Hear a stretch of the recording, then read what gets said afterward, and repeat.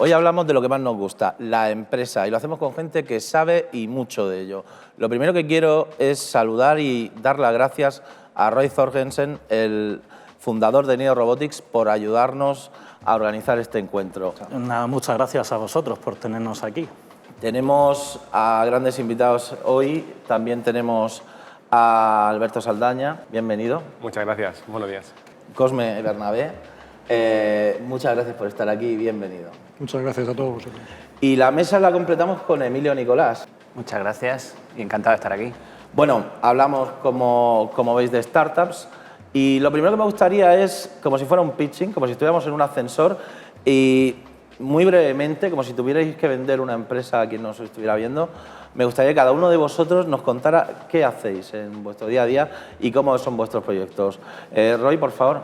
Sí, Nido Robotics es una empresa cuya misión es ayudar a las empresas que tienen algún tipo de bien sumergido en el agua, darles la posibilidad de conocer el estado de esos bienes o recabar datos del medio acuático de una forma segura y una forma eficiente. La manera en la que hacemos eso es con la fabricación de robots teleoperados subacuáticos. Los famosos drones acuáticos. Los famosos drones subacuáticos. Se han hecho tan sí. famosos últimamente. Sí. Hablamos con Alberto Saldaña, Sons of Fabric. Sí, como bien has dicho, es una empresa con ADN basado en los videojuegos. Llevamos desde 2013 desarrollando videojuegos de diferentes tipos. No nos encasillamos, también hacemos otro tipo de cosas con esa misma tecnología, en particular con la realidad aumentada. Estamos ahora desarrollando una plataforma que se llama Quest, que permite a cualquier persona del mundo pues, crear tu propio contenido, compartirlo y monetizarlo, llenar tu ciudad de personajes, de aventuras, de lo que quieras y como te digo, no nos aburrimos. Claro, en el caso de Cosme es un poco distinto. Estamos hablando de un empresario que va buscando inversiones. Correcto. Yo por tema familiar desde hace unos años pues estoy comercializando, estamos con el tema de la comercialización agrícola, de los cítricos concretamente, y el tema de la inversión es digamos una aventura mía personal y empecé pues, prácticamente hace 2 años con el CEIN, de la mano del CEIN, con Guanaseed y luego pues el tema de la mentorización y la inversión particular y participar en Murcia Van en diversos proyectos pues es muy enriquecedor. Una apuesta que ya está dando sus frutos. También queremos hablar con Emilio Nicolás, que es un ejemplo para otros que están empezando en estos momentos. Aún así vamos a hablar en un pitching. Sí, pues mira, yo junto con otros socios fundamos Erasmusu.com. Erasmusu.com pretende ayudar a los estudiantes en todas sus necesidades. Actualmente nos estamos dedicando al tema del alojamiento, es una comunidad de estudiantes internacionales cuyo servicio actual más importante es la búsqueda de alojamiento para los estudiantes que van fuera. Y bueno, pues la empresa se fundó hace muchos años ya en la Pleistoceno de Internet y luego os contamos más del tema. Todos tenéis en común que tuvisteis una idea de negocio, tuvisteis que empezar y posiblemente, aunque son sectores muy diferentes, todos encontrasteis problemas comunes, ¿no? El típico problema de empezar. Roy, ¿qué recuerdas de los inicios de Nido Robotics? ¿En qué te equivocaste incluso y cómo fueron los primeros pasos? Bueno, si voy a contar todos los errores no tenemos tiempo suficiente hoy, pero hombre, digamos el primer punto más importante cuando vas a emprender una aventura empresarial, primero es los socios, es decir, saber con quién te vas a asociar, con quién vas a unirte durante esos años, porque ten en cuenta que un proyecto empresarial, si tiene éxito, va a durar muchos años y vas a tener una relación muy estrecha con esa gente desde el principio. Y es muy importante elegir a los socios de forma adecuada. En este caso, por ejemplo, tú lo tuviste fácil. Sí. Es tu hermano. Era un sueño compartido de los dos, con mi hermano Eduardo, desde siempre. Es cierto que no hace tanto, hace unos 10 años, la industria del videojuego era una industria muy hermética. No había un fácil acceso ni a herramientas, ni a documentación, no existían ni las tiendas digitales, ni todo este tipo de cosas que ha facilitado que a día de hoy haya muchísimos desarrolladores alrededor del mundo creando contenido. Vimos el momento cuando todos estos astros se alinearon y lo vimos claro. De hecho, para poder pedir una cosa que son los kits de desarrollo a las compañías, a Nintendo, a Sony y demás, teníamos sí o sí que estar constituidos como empresa, así que nos constituimos pues, en primer lugar para eso solamente y al final, claro. bueno, ahí sigue la empresa. En el caso de Emilio también encontró socios muy cerca. Sí, encontré a mi socio Javi, que éramos compañeros desde el instituto y luego compartimos ingeniería informática aquí en la Universidad de Murcia, fuimos también compañeros y bueno, pues luego nos juntamos porque queríamos realmente hacer algo, ¿no? Y también tuvimos inicialmente 2 socios, otros 2 socios más que luego se desvincularon del proyecto, como decía Roy. Vamos, en cuanto has hecho la pregunta, lo primero que me ha venido a la cabeza ha sido también los socios. Es súper importante la elección de los socios y el pacto que se haga entre ellos, cosa que a veces por desconocimiento, en nuestro caso, por ejemplo, no hicimos ningún tipo de pacto de socios, directamente empezamos a andar, ¿no? Y es importante acordar ciertos puntos que se van, qué va a hacer cada socio, en qué se compromete, qué porcentaje va a tener, en qué momento lo va a tener, si es inicialmente o pasados unos años. Como decía también Roy, es gente con la que vas a vivir durante mucho tiempo si todo sale bien, ¿no? Es una relación total, sí. Correcto, y además es importante hacerlo antes de que surjan los problemas. Es decir, prever los problemas que se van a dar y plasmarlos, como dice él, en una hoja de ruta que te va a solucionar y te va a facilitar luego cuando venga realmente ese problema y venga esa circunstancia, en la mayor parte de ellos, qué decisiones tomar en ese caso. Claro. En algunos casos salir, en otros casos continuar la... A mí me gustaría añadir que creo que es un error que comete mucha gente, que es enamorarte demasiado de la idea inicial. Porque Sí. y yo suelo, cuando la gente me pregunta, oye, ¿qué valor le pones tú a la idea? Yo suelo decir que 0, porque la idea que tú tienes inicialmente a lo que llega a ser la empresa finalmente, muchas veces no tiene nada que ver. Entonces, como has dicho tú también. Hay que adaptarse y efectivamente yo, añadiendo a eso, yo creo que la ejecución es todavía un multiplicador más potente que la propia idea. La idea es un multiplicador, a lo mejor, yo qué sé, puede llegar a 1 por 5 o a 1 por 10, pero la ejecución lo es todo. Hay gente que tiene hasta miedo a veces de compartir ideas cuando están en fases iniciales de los proyectos. Cuando alguien, ahora en esta fase que estoy yo personalmente, de a lo mejor de ayudar a algunas empresas con inversión y demás, que dicen, pues es que me da miedo contártelo por si... No, las ideas, todo el mundo tiene ideas y lo importante es ponerse manos a la obra, dedicarle el esfuerzo de tu día a día y ponerte a trabajar la ejecución, como decía Lo Alberto. difícil es hacer la realidad, eso es ahí donde está la complicación real. Claro. Otra dificultad añadida que supongo que encontraríais todos al inicio es el tema de la pasta. ¿Cómo se consiguen esos primeros euros que hacen falta para dar forma a esa idea a la que luego se va modificando?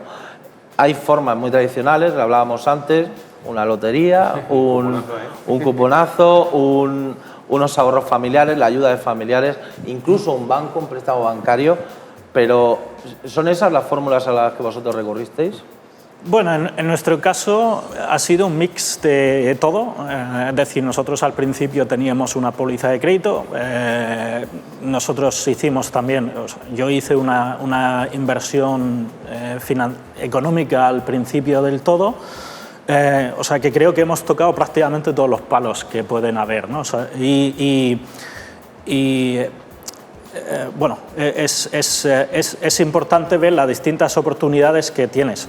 Nosotros, por ejemplo, una de las cosas, para nosotros, uno de los elementos que hicimos, que creo que hicimos bastante bien, fue que acudimos al crowdfunding en una fase bastante temprana de la empresa.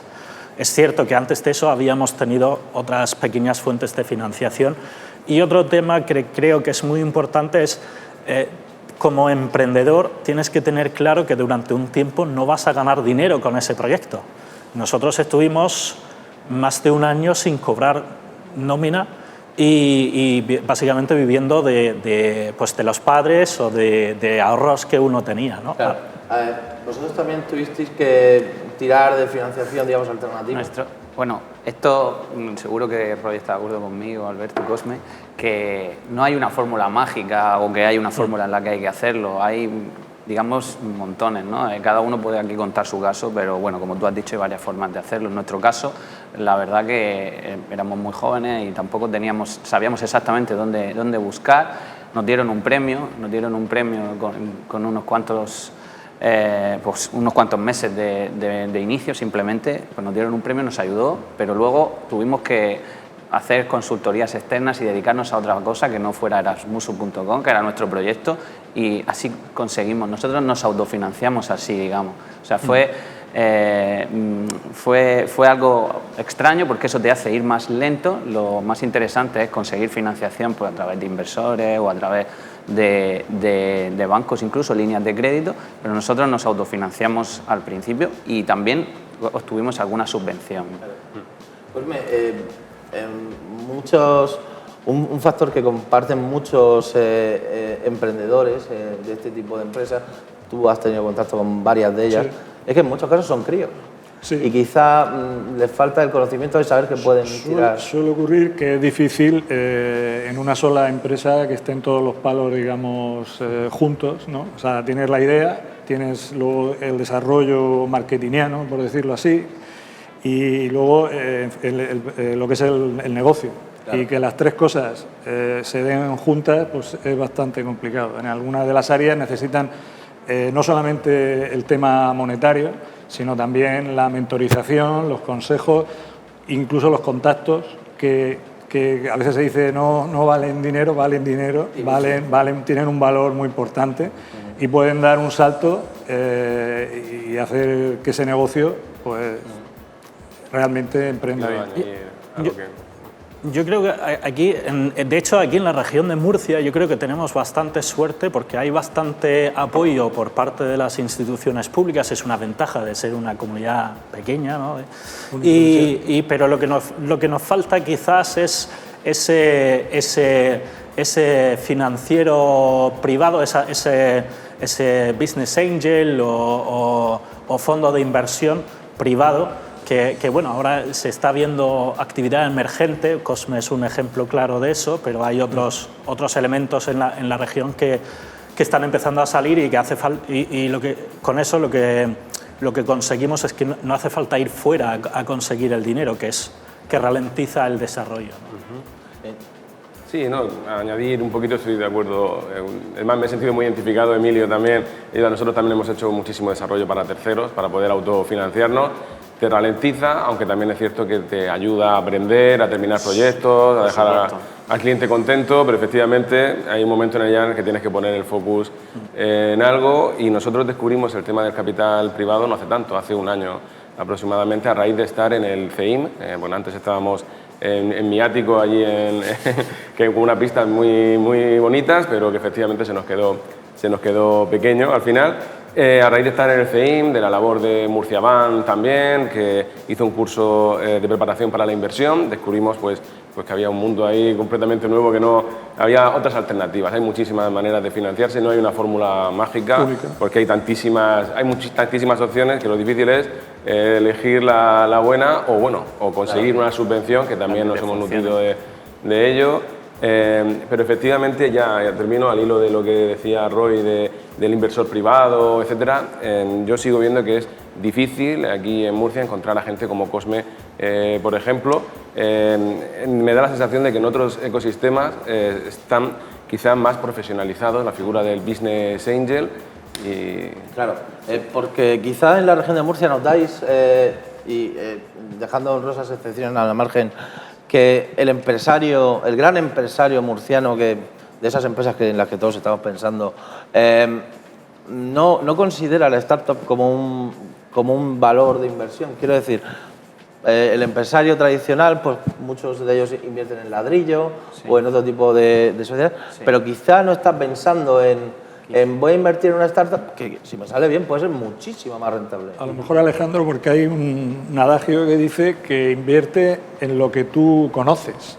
Y entonces, a lo mejor, el empresario murciano que aquí hay una cierta especialización en pues, conservas, en cierto tema más agrícola, aunque luego hay de todo, hay un ecosistema, unas pymes muy importantes, pero no solamente en lo que tú conoces, quiero decir que tú puedes también ir aprendiendo y de hecho mucho de lo que te llevas también al entrar en este sistema de startup es las enseñanzas empresariales que recibes.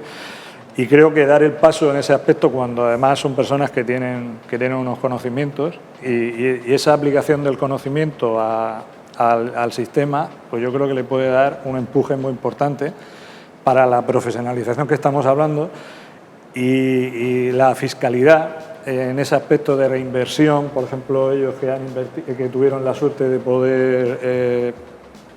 poder vender su idea, pero luego entrar de nuevo otra vez al sistema. Si ese sistema te permite entrar con unas ayudas fiscales, unas ayudas institucionales del sistema, que creo que, vamos, CEIN es una pieza fundamental y que creo que había que potenciar, pues eso ayuda mucho. Porque en ese sentido, ya que tenemos esa clave que nos has dado, ¿qué te ha aportado a ti en tu negocio principal haber invertido en startups que quizás te han cambiado algunas perspectivas? Pues, hombre, me ha aportado ahora mismo, pues yo creo que en las relaciones sociales, al final, estos son temas económicos, pero son personas y lo que estamos tratando. Y esas relaciones te permiten pues tener unas mayores actitudes y unas mayores ambiciones, digamos, en ese plano. Ambiciones positivas. Claro, porque en este sentido, las startups que buscan inversores también pueden aportar mucho más que una rentabilidad. Pueden aportar su tecnología, pueden aportar muchos valores añadidos que pueden servir mucho al propio empresario. Claro. Las dos direcciones, además. Sí, no, claro, depende del tipo de socio, porque claro, un socio, un inversor puede ser pues una persona con cierto capital, una persona privada con cierto capital para invertir, o puede ser una sociedad que esté buscando un socio, o bien un socio tecnológico, o un socio comercial, o algún otro tipo de relación. Y esa parte yo creo que es importante fomentar, y lo que ha dicho Cosme, el aspecto social o el aspecto de aprendizaje, porque al final tú puedes tener éxito en tu campo, pero al final cuando estás muy focalizado, normalmente una persona que tiene éxito en un campo está súper focalizada en ese campo.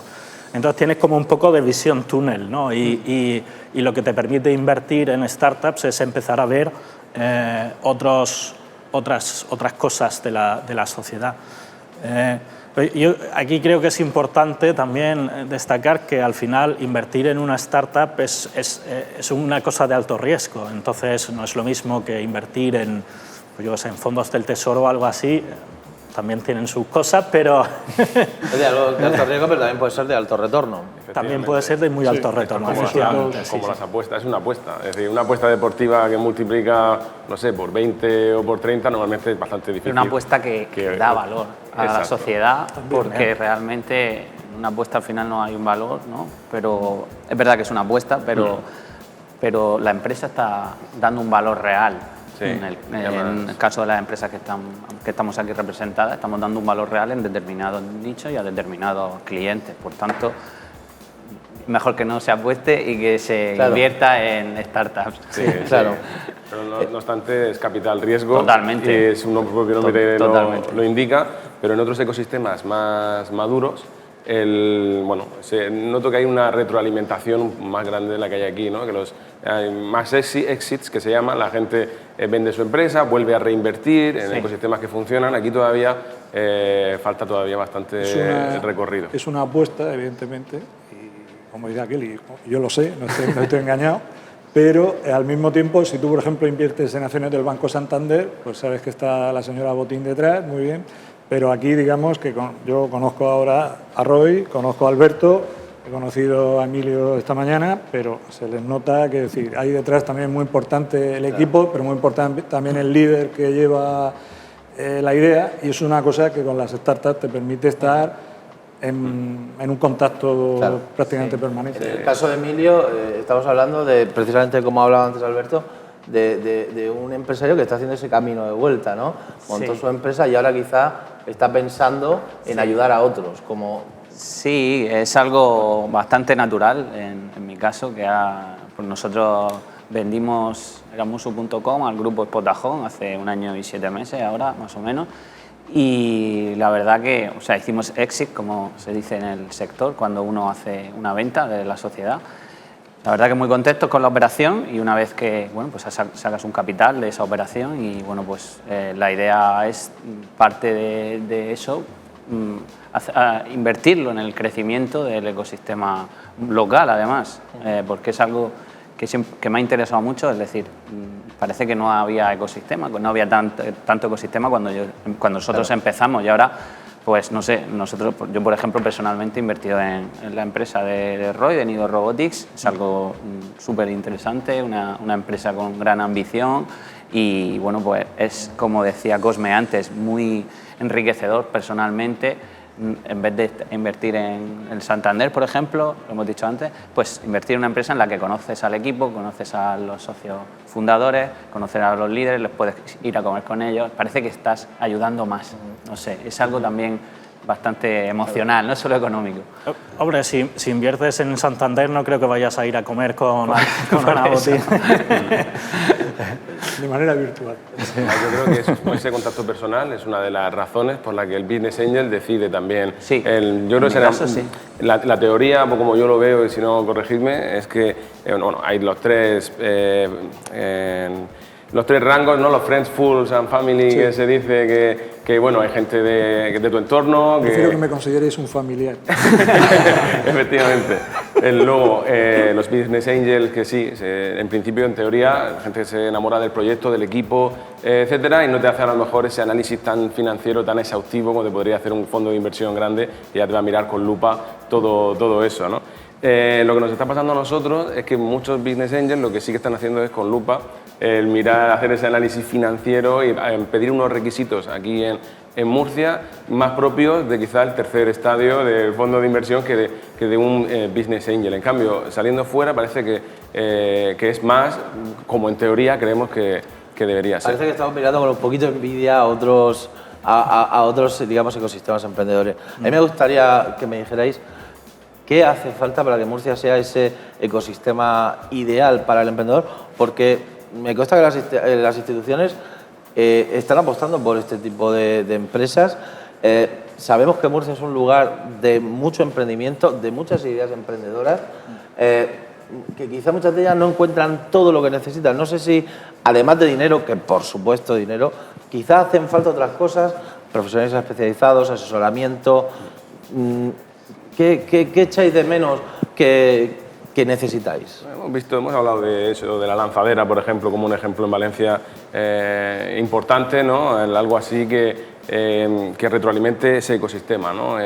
Que alimente no solo a nivel financiero, sino forme también al empresario. Como decía también antes Cosme, todas estas empresas normalmente andan cojas de algo. Nosotros no teníamos un asesor financiero hasta no hace mucho. Yo, bueno, de matemáticas sé, pues soy ingeniero informático, pero de otro tipo de matemáticas. Debes buscar lo que apoya tus debilidades. Exacto, y es importante. Hace falta alrededor, ¿no? Todo, por eso se llama ecosistema, porque alrededor de la empresa hace falta, pues ya es lo que hablamos, proveedores de servicios como la asesoría fiscal mismamente, la típica gestoría. La típica gestoría que solo acepta papeles, que es lo que nos hemos encontrado aquí en Murcia, seguro que vosotros también, pues es lo que hace falta también un poco de modernización y entender lo que es una empresa tecnológica como una startup, ¿no? Yo creo que ahora mismo... La urgencia de la startup, una de las características suyas es el éxito, vamos a decir rápido, que tiene una connotación negativa, pero no como una empresa normal o tradicional que dice, bueno, ya lo llegaré. Entonces, si la monotonía o la rutina te detiene, pues Yo de hecho, yo creo que hay una gran oportunidad de negocio ahora para abogados, para fiscalistas, para economistas y tal, especializarse en el sector de las startups, porque al final cada vez están saliendo más, el ecosistema está creciendo, nos falta quizás la parte de la financiación privada todavía, pero bueno, al final es una cuestión de formación, es decir, al igual que vosotros tuvisteis que recibir formación en la parte de cómo salir a buscar esa financiación, los que van a hacer esa financiación también necesitan formación en entender que, lógicamente, el invertir en una startup no es lo mismo que invertir en un piso o en acciones de algún banco grande, ¿no? Por no hacer continuamente publicidad a uno. Y entonces, claro, esa formación, pero lo que estamos viendo con Murcia Bank, que está haciendo un trabajo importante, los CEIs, tanto el CEI de Cartagena como el de Murcia, están haciendo trabajos importantes en esa parte de formación de la parte del emprendedor. Claro. Y ahora lo que nos falta es esos especialistas alrededor de la empresa que de hecho, es una gran oportunidad de negocio. Claro, totalmente de acuerdo, porque además hay muchísimas empresas empezando a destacar con mucho talento. Y legislación que acompañe, que tenga claro la figura de la startup para... Sí, ayudas para montar empresas, que en España es bastante complicado, al contrario que, por ejemplo, el ejemplo que siempre se dice es Reino Unido, que es súper sencillo, se crea una empresa rapidísimo. Sí. En España es complicado, costoso, tienes que ser autónomo desde el principio. Ahora yo no sé cómo está el tema de las bonificaciones de autónomo, pero bueno, enseguida empieza a pagar 300 euros de autónomo prácticamente y puede que no estés cobrando. Claro, o sea, claro. Es un poco absurdo, es muy complicado. Sí. Hay muchas barreras de entrada para emprender.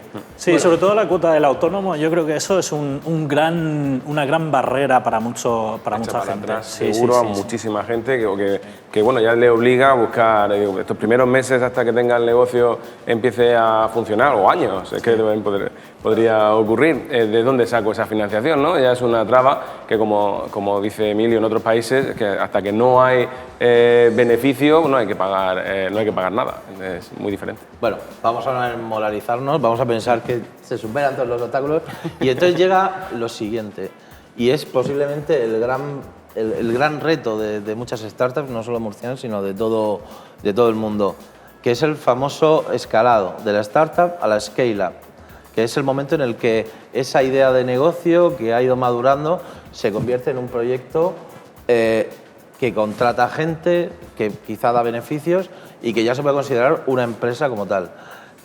¿Cómo fue o ha sido o está siendo ese paso para todos vosotros? Roy.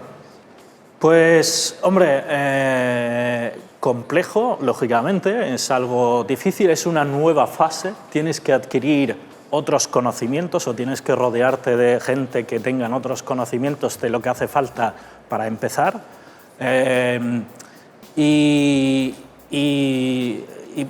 tienes que, lógicamente necesitas la financiación necesaria, necesitas ese colchón financiero para hacer ese crecimiento, si no es muy complicado. Y para nosotros, por ejemplo, a nivel interno, ahora lo que,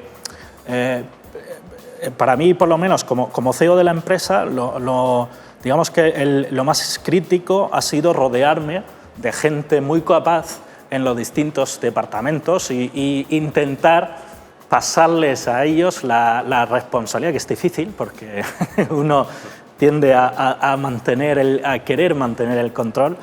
Y luego también una de las cosas que nosotros, por ejemplo, hemos dicho internamente, que realmente esos jefes de departamento, su punto más crítico ahora es reclutamiento.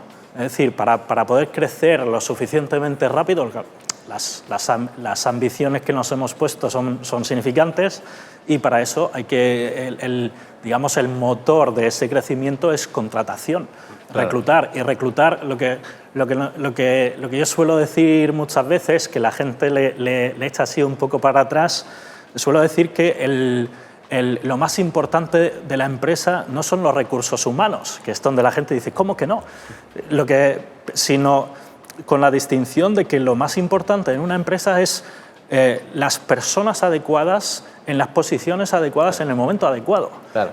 Que es una distinción muy, muy importante. Complicada y muy importante. La gestión de talento es la clave. Es decir, y está muy de moda ahora, aunque es un anglicismo que no me gusta mucho, el talent retention, el retener a esa gente que esté contenta, porque no te sirve tampoco de nada tener a mucha gente que está desmoralizada o que no le gusta lo que está haciendo, etcétera. Es quemar el dinero directamente.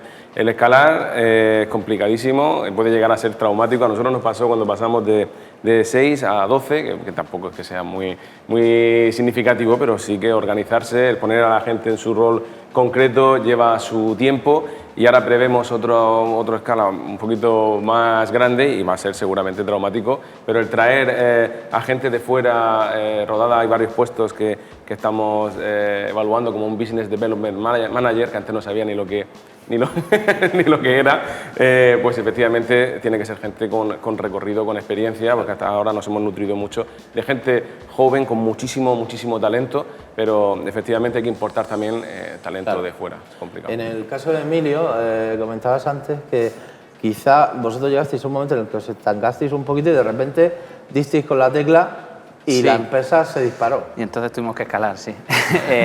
Sí, estuvimos varios años, como he comentado antes, pues autofinanciándonos, y en ese momento pues no había contratación, unos años sin contratación, pero bueno, después de 2-3 años de proyecto, alrededor de 2012 o así, empezamos a contratar, y Erasmus pues actualmente tiene 50 personas en plantilla. Se ha dicho, pero lo repito, la contratación es fundamental y es muy complicado, pero más allá de eso hay que medir, y los procesos que se tienen en la empresa, que los estás creando de cero, pues posiblemente pues como un proceso, por ejemplo, de captación de cliente, ¿no? Pues un proceso comercial con su guión y demás, y el ciclo de vida del cliente, pues hay que estar midiendo constantemente, porque realmente estás creándolo de cero, ¿no? Entonces, por tanto, tienes que medir y corregir constantemente. Y esos procesos son fundamentales en la compañía, tanto las personas que vas contratando, que es clave, también hay que tenerlo claro, que es clave y muy complicado. ¿No? Se dice muchas veces que hay que contratar rápido, hay que contratar rápido y despedir rápido, dicen, pero yo creo que hay que pensarlo bien, porque si te hace falta, y luego pues un proceso de selección adecuado, porque que la gente que contrates tenga los valores de la compañía y esté dispuesta a remar en la misión de la misma. Y esas, como tú has dicho antes, ¿qué es lo que te llevas a lo mejor para ese tradicional, para tu sector habitual? Esas métricas que dice él, por ejemplo, el hecho de decir, bueno, pues nosotros tenemos que hacer una medición, todo lo que se puede medir, se debe de poder medir, no solamente tener una idea general, sino medirlo y saber dónde estás ganando, dónde estás perdiendo, para no llegar al quemarte, ¿no?, en el cash flow. En este sentido tenemos aquí un caso de éxito, de un exit bastante exitoso, sí. valga la redundancia, pero ¿pensáis que quizá tanto para motivar al emprendedor como para motivar al inversor hace falta un gran éxito, un gran zambombazo, por decirlo de alguna manera, de una empresa murciana, de una startup murciana que acaba siendo vendida a una gran multinacional o algo parecido? Un unicornio. Un unicornio, sí. De estos, sí, un super éxito, un super caso de éxito en mayúsculas, ¿no? Pues claro que eso fomentaría, yo creo, tanto a los inversores como a todo el ecosistema. Claro, en este sentido, Cosme, sí. Posiblemente, y desde tu experiencia como inversor, posiblemente ayudaría a que mucha más gente se decidiera. Un efecto llamada, perdona. Hemos comentado antes, Petit Comité también, claro, si en Valencia que existe el señor Rox, pues si otro empresario que hay aquí en Murcia, varios, algunos muy significativos, pues dieran ese paso hacia el ecosistema, que creo que tiene muchas posibilidades de dar unas rentabilidades altas y de tener un éxito, y además poder incluso multiplicar ese éxito en otros aspectos y tener una gran escalabilidad, pues eso haría que otras personas entrasen.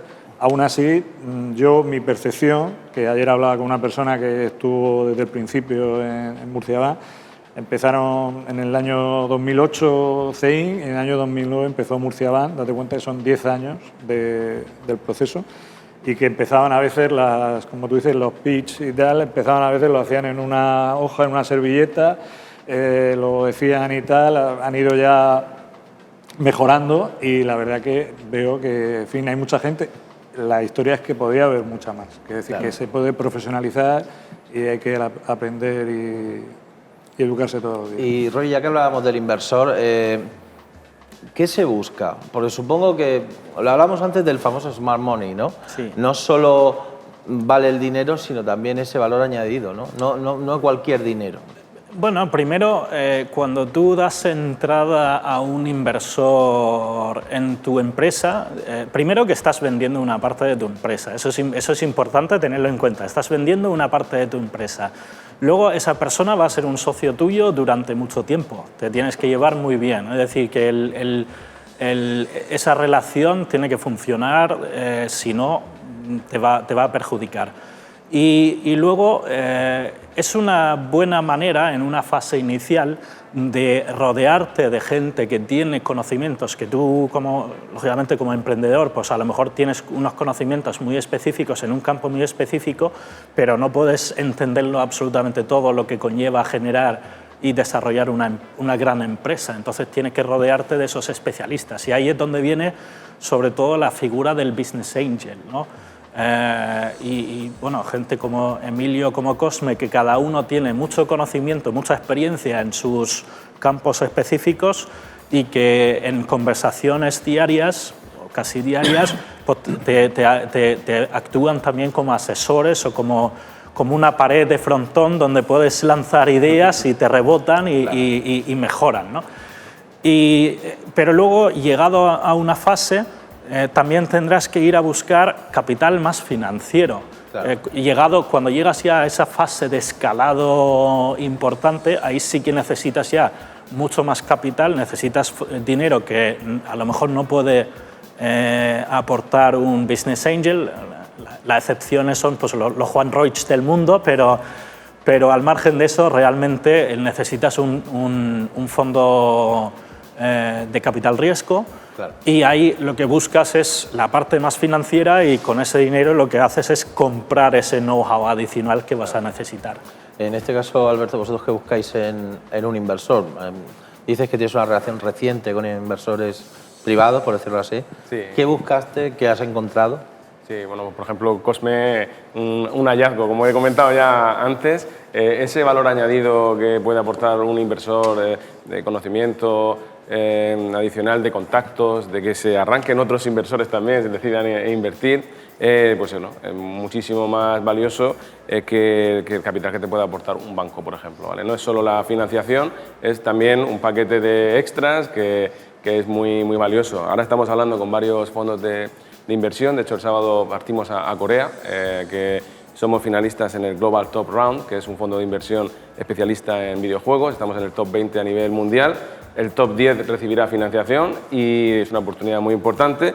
Y es un fondo que está especializado en videojuegos y que ha publicado videojuegos exitosos. Entonces, un fondo de inversión que ya ha puesto en el mercado juegos previamente con éxito, etcétera, pues te puede aportar pues, claro, muchísimo más que el dinero que te puede dar hoy.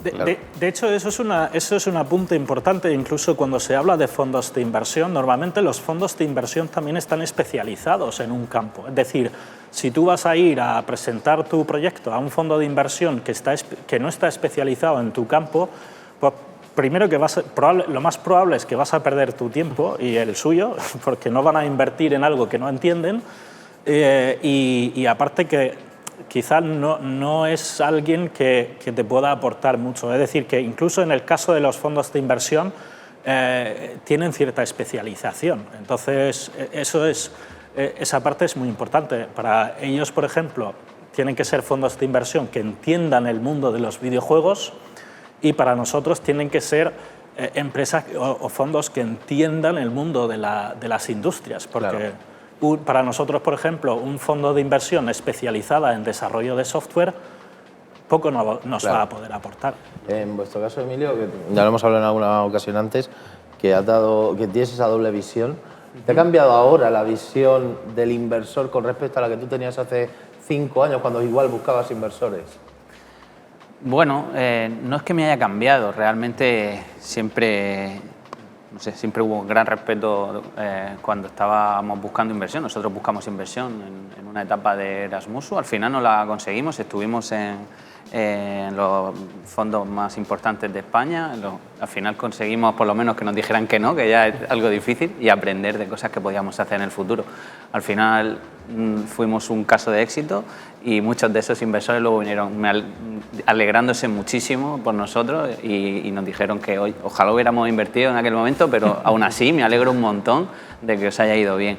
Actualmente, pues yo no me puedo considerar un inversor, ni mucho menos. Evidentemente no soy un fondo, pues simplemente soy un pequeño inversor de Murcia que he vendido una empresa tecnológica y que me interesa ayudar a otros proyectos. Entonces, yo, ni un business angel casi, ¿no? Estoy en fase muy temprana para llamarme business angel, pero creo que podemos aportar, sobre todo en mi caso, mi experiencia. Así que no eres ni más listo ni más tonto, simplemente has tenido una experiencia dilatada porque te han pasado muchas cosas en los 11 años de crear una empresa, escalarla y venderla.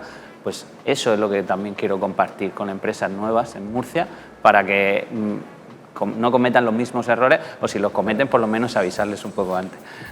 En el caso de Cosme, ya hemos comentado que tiene inversiones en empresas como Nido o como Sons of a Bit. ¿Qué buscas? Porque son empresas, como ellos mismos han dicho, que no se parecen demasiado. Son diversas, bueno, hay que diversificar también un poco, que es decir, no poner, como se dice vulgarmente, todos los huevos en la misma cesta. Y buscas, pues, un poco, pues para qué decirlo, evidentemente buscas la rentabilidad, pero creo que en el camino también un enriquecimiento empresarial y un enriquecimiento de conocimientos y de experiencias que también te aportan estar con ellos en ese desarrollo. Por ejemplo, Roy nos manda las variables, como has dicho, las noticias de tal, y tú puedes ver ahí cómo se está desarrollando el producto, cómo se están los problemas que están existiendo. No dejan de ser ellos unos solucionadores de problemas como cualquier empresario, y estás viendo todo el desarrollo. Y al final, bueno, pues tener, o la posibilidad última sería encontrar ese exit, que a mí me gusta mucho la palabra porque tiene la connotación de éxito y de salida, ese éxito o ese exit positivo para ambas partes. Y si hubiera que continuar dentro del proyecto, cualquiera de los dos proyectos que estamos hablando y ese tal, pues mira, no sería una mala noticia, efectivamente, y además son personas que, mientras que ellos dos, porque eso es otra de las noticias, cuando la empresa mantiene a los fundadores originales la idea, no es lo mismo que cuando se abandonan el proyecto o tal. Una startup, evidentemente, tiene la idea original, pues siempre está enriquecida, lo que decimos, equipo, el proyecto, y realmente por la persona que lo... Y hay una cosa que hemos tocado brevemente antes, que creo que es interesante profundizar, que es que realmente al invertir en startups, como dices tú, no obtienes solamente un potencial retorno financiero a largo plazo, sino que son aprendizajes, etcétera, etcétera. Y además hay un componente social aquí también, porque nosotros, por ejemplo, con la última ronda que cerramos, conseguimos otros hitos también, con lo cual a lo largo del 2019 el equipo de Nido Robotics crecerá de 10 personas a 20 y tantas personas. Gracias a esas aportaciones, esas inversiones que han hecho. Creación de empleo de calidad. Claro, efectivamente. Y demás. Y como dice Alejandro, haber estado ahí. Y haber estado ahí. Bueno, la verdad es que veis con lo que os decía al principio, se va pasando el tiempo volando. Prácticamente estamos ya terminando, pero hay una cosa que me gustaría preguntaros a los cuatro. En un entorno tan cambiante, en unas empresas que crecen tan rápidamente, ¿dónde ve Roy Thorgensen dentro de un año a Nido Robotics? Dentro de un año lo tengo bastante claro. Tenemos ya abierta una oficina en Chile, entonces estaremos bastante bien implantados en lo que es Sudamérica. En Europa también tendremos bastante estructura propia y a través de terceros. tenemos agentes comerciales ahora en China y en Australia también. Y bueno, estaremos en ese tramo de crecimiento hacia una empresa líder global en robótica marina, que es nuestra visión a largo plazo, ¿no? Y dentro de un año pues habremos dado una serie de pasos más importantes en ese trayecto. ¿Y dónde estará Sonsofabit dentro de un año? Pues la verdad que nosotros tenemos una visión bastante, yo diría, radical de hacia dónde va a atender en general pues, los dispositivos móviles, los wearables y todo esto, y queremos anticiparnos un poquito a eso. Creemos que una de las tecnologías que estamos utilizando ahora con la plataforma Quest, la realidad aumentada, va a irrumpir en nuestras vidas de una manera que no nos vamos a ver venir, que no podemos ni imaginarnos a día de hoy. Por ser muy breve, el día dentro de quizá unos cuantos años más, pero no muchos, en el que podamos dibujar aquí pantallas virtuales, mandar el Netflix a una, a la otra el fútbol, el poder hacer zoom así por la calle con algún tipo de dispositivo con realidad aumentada directamente proyectado en la retina, se va a quedar tema de dispositivos móviles y demás obsoleto. O sea, directamente. Nuestra plataforma de realidad aumentada queremos tener más de 1 millón de usuarios a lo largo del año que viene y adelantarnos un poquito a lo que se viene. Madre mía, ¿a qué estáis esperando? Por Dios, ¿a qué estáis esperando? ¿Dónde estará Emilio dentro de un año? ¿En qué estará metido? Pues no lo sé, la verdad, actualmente. Eramusu espero que esté en lo más alto. Actualmente ya somos líderes en el sector de los estudiantes internacionales y pues queremos llegar a cualquier estudiante y no solo dedicarles el servicio del alojamiento, no solo darles ese servicio, sino ampliar a nuevos servicios que están por venir. Y a nivel de inversiones espero poder entrar en más empresas de la zona y espero que los emprendedores se animen. Desde aquí los animo porque se puede y es una vida... Pues es una vida muy agradecida, la verdad. O sea, es costoso en los inicios, pero después te sientes muy bien contigo mismo trabajando para proyectos que has ideado, ¿no? ¿Y estará con Bernabé celebrando un éxito? Pues confío en ello, me gustaría y ya te digo, a mí por ahora ya empieza a ser enriquecedor y creo que el futuro puede ser todavía mejor. Pues yo espero que así sea en todos los casos. La verdad que ha sido un gustazo compartir este ratito con vosotros, con Emilio Nicolás, cofundador de Eramusu, Cosme Bernabé, empresario e inversor en startups, Alberto Saldaña, cofundador de Sonsofabit y sobre todo Roy Jorgensen, que ha hecho posible este encuentro, cofundador también de Nido Robotics, empresario. Muchísimas gracias. Gracias a vosotros. Muchas gracias. Gracias a vosotros.